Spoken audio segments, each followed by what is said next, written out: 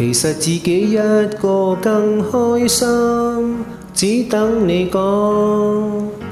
其實大家早已嫌大家，卻扮忙，恨有多一點碰撞，仍然無聊時間不敢打擾對方。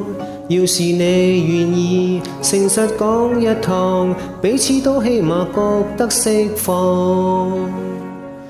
不要哭，我也忍得了這些年來的委屈，沒法真心愛下去，只好真心真意的結束。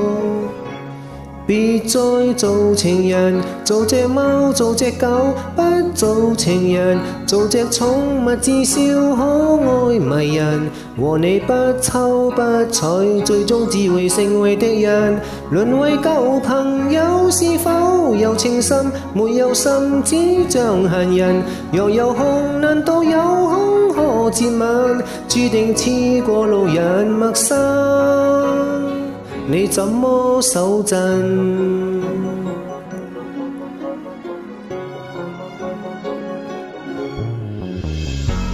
長期被逼戀愛也真比失戀更慘，長期扮演若無其事般更困難。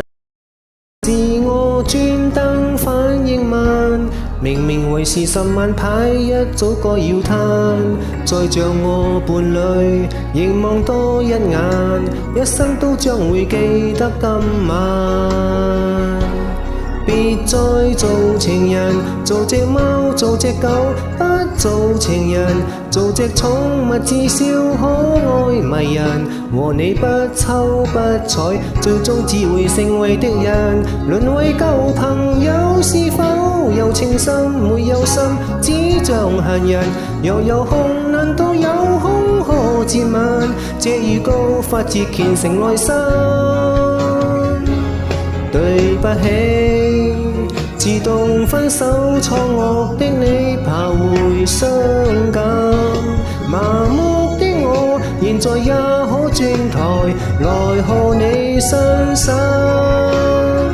別再做情人，做隻貓做隻狗，不做情人，做隻寵物至少可愛迷人。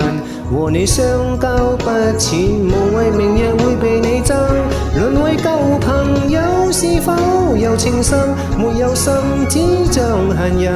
若有空難道有空可接吻？注定似過路人陌生，你怎麼手震？